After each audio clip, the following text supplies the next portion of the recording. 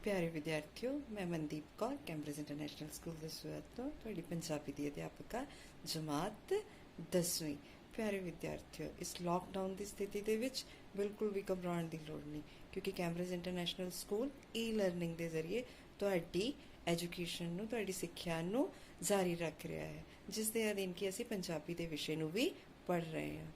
आस करदी हां कि तुसीं इस सब चीज़ां नूं समझोगे और नाल दे नाल काम करते रहोगे।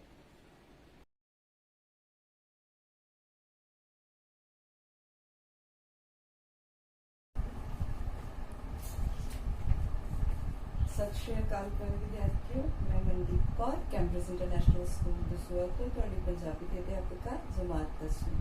प्यारे विद्यार्थियों, सौखी घड़ी के Cambridge international school e learning के जरिए तुहाडे तक तुहाडे स्टडी में पहुँचा रहा है। सो अगे तो अगे असीं अपने विषयों को करते जा रहे हैं। पंजाबी का भी असीं अपना विषय का काम कर रहे हैं। पिछले वीडियोज़ के विच तुसीं 3 वीडियोज़ के विच तुसीं बच्चों देखा कि असीं कविता पढ़ी है गुरु उपदेश।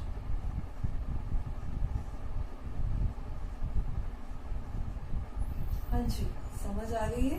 आज तक कहती है कि तुम पूरी समझ आ गई होगी। खैर, आज असीं बच्चों जो करना है वो है इस कविता का सार। विद्यार्थियों, ये तुहानूं पता है कि साडा सार जो है 3 अंकों का आना है। ते शब्द सीमा कितनी है इसकी?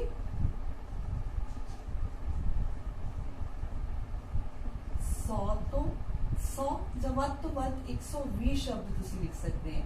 इस तो ज़्यादा शब्दों के विच नहीं लिखना है। हुण प्यारे विद्यार्थियों, एक लंबी कविता है जिस दे 15 पैराग्राफ ने और हर पैरे दे विच कितनियां ने 4 लाइनां ने। सो इसको असीं लिखदे हां बहुत ही ध्यान दे नाल लिखना है तां जो असीं पूरी कविता नूं भी दा भी सार लिख सकीए, किसी चीज़ नूं छड्डीए भी ना और शब्द सीमा तो बाहर भी ना जाइए।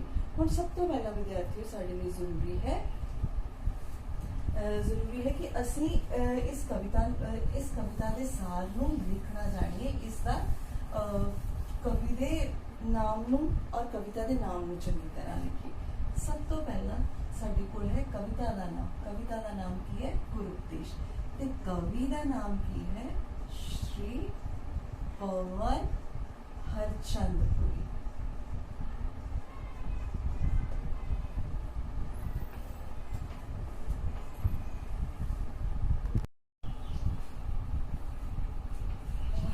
सो विद्यार्थियों, गुरुपदेश कविता श्री पवन हरचंदपुरी की कविता है।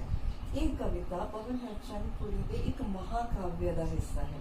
वो महाकाव्य का नाम जन्मे खालसा इतिहास का एक विलक्षण दस्तावेज है, जिसके विचों की एक भाग गुरुपदेश उन्होंने लिया है।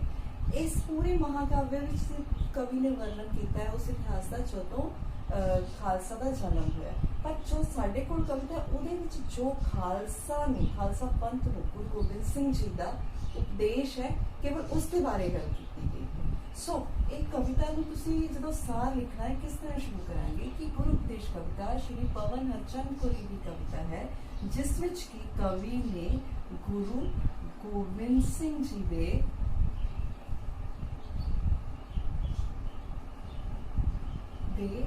खालसा पंथ नूं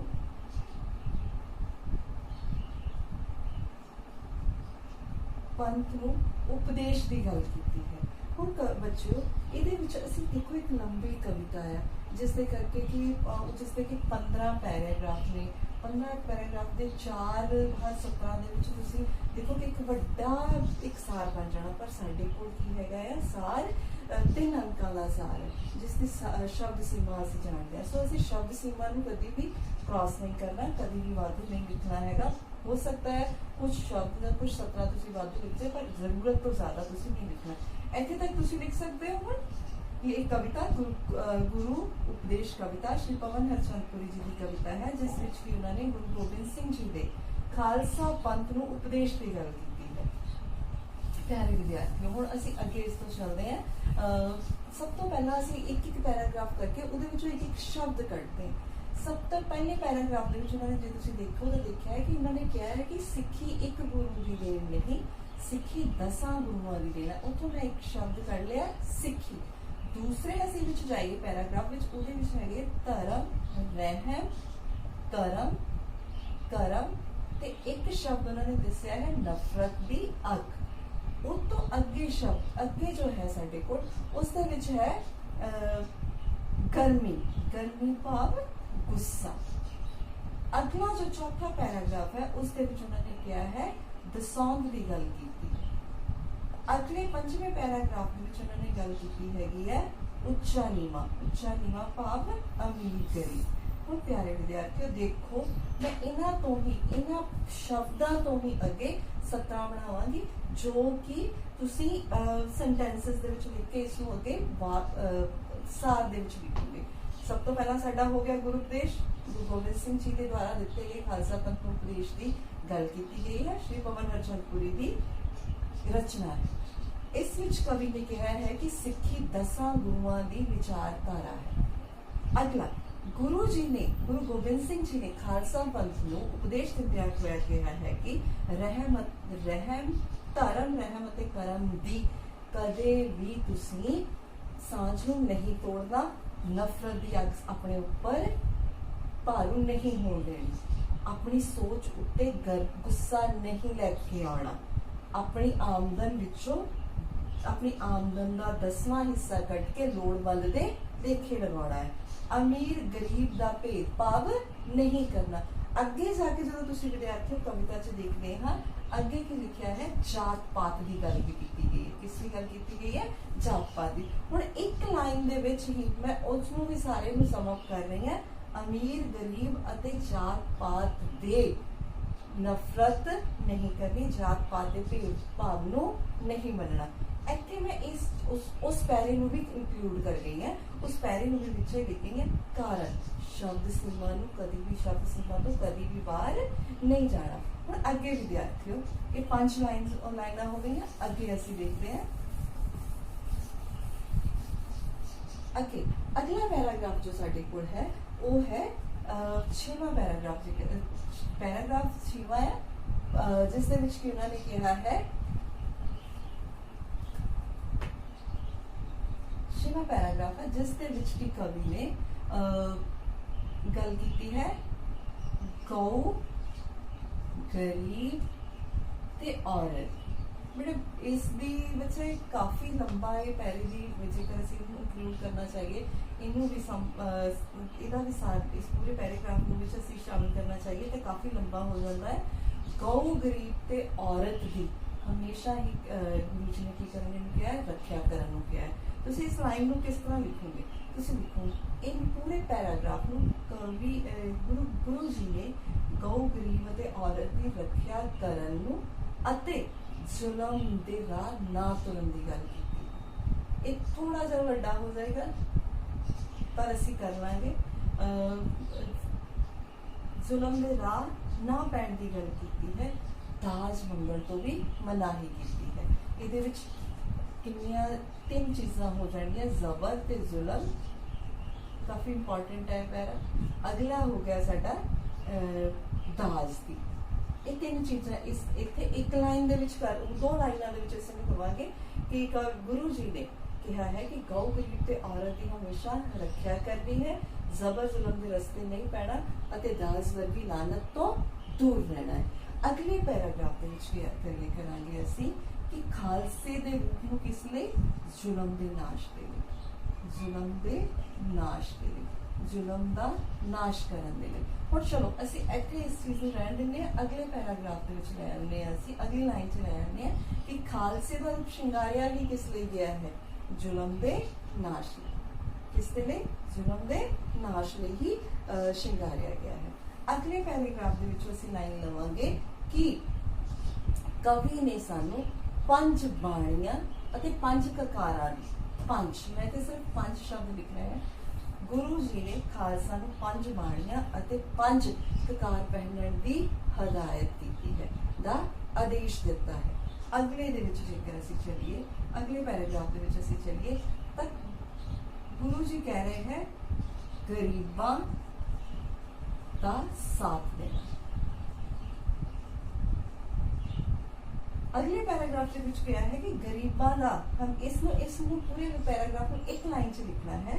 गुरु जी ने कहा है गरीबां दे हक्कां दे लई ਜ਼ਾलिम ਜ਼ਗੀਰਦਾਰਾਂ ਅਤੇ ਜ਼ਾਲਿਮ ਰਾਜਿਆਂ ਦੇ ਵਿਰੁੱਧ ਹਮੇਸ਼ਾ ਹੀ ਹਥਿਆਰ ਉਠਾਉਣੇ ਨੇ, मैं ਤੁਹਾਡਾ ਸਾਥ ਦੇਵਾਂਗਾ। 10ਵੀਂ ਲਾइन ਦੇ ਵਿੱਚ ਵਿਦਿਆਰਥੀਓ ਤੁਸੀਂ ਕੀ ਲਿਖਣਾ ਹੈ? ਅਗਲੀ ਲਾइन ਦੇ ਵਿੱਚ ਫਿਰ ਤੁਸੀਂ ਕੀ ਲਿਖਣਾ ਹੈ?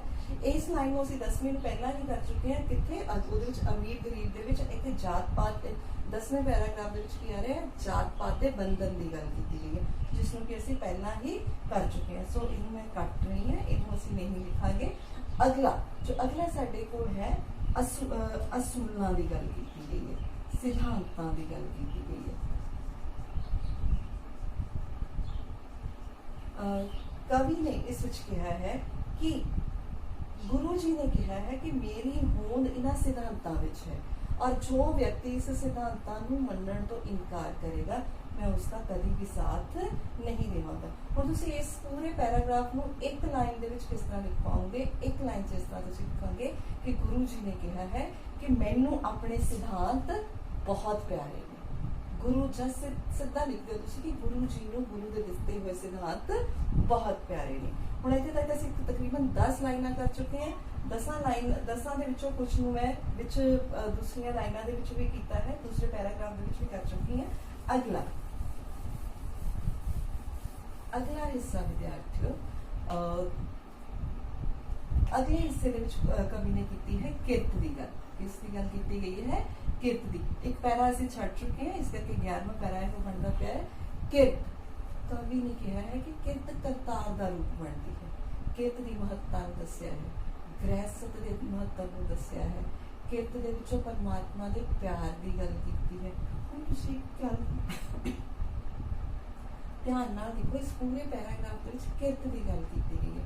हुण प्यारे विद्यार्थियों, किरत दी महानता बारे भी असीं एक लाइन लिखांगे। गुरु जी ने कहा है कि किरत करने वाला बहुत महान होता है। जब किरती कामे अते गृहस्थ, सिंपल एक लाइन लिख लो। गुरु जी अनुसार किरती कामे अते गृहस्थी सदा ही सम्मान योग है, सदा ही सम्मान योग है। अगली लाइन, अगला पैराग्राफ जो साडे कोल है उस दे विच की गल कीती गई है। उन्होंने कवि ने कहा है कि नाम दी भगती, किसकी भगती की गल की गई है? नाम दी भगती। नाम दी भगती दे विच गुरु जी ने की किया है कि तुसी किसकी भगती करनी है? नाम दी, नाम सिमरन दी। नाल ही उन्होंने इस पैरे विच कहा है कि मैं अपना परिवार, अपना आप, अपना सब कुछ धर्म दे लेखे ला दिता है।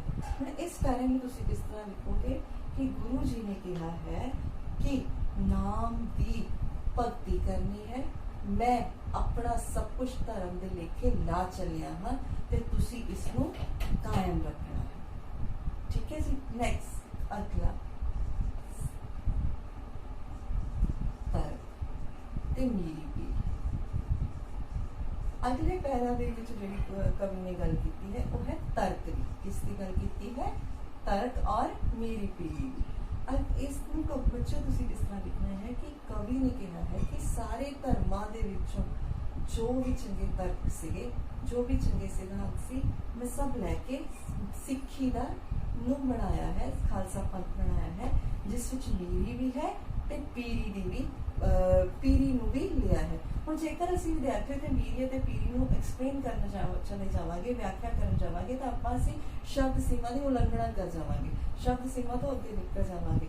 सो तुसीं मीरी और पीरी ही रहन देना है, इसनूं ज़्यादा आगे एक्सप्लेन नहीं करना। जां तुसीं ये करना है कि कवि ने कहा है कि गुरु जी ने शक्ति अते भगती दोहां नूं भी खालसा पंथ विच शामिल कीता है। मीरी भगती ब्रैकेट दे विच कर दईओ शक्ति जां शक्ति अते भगती।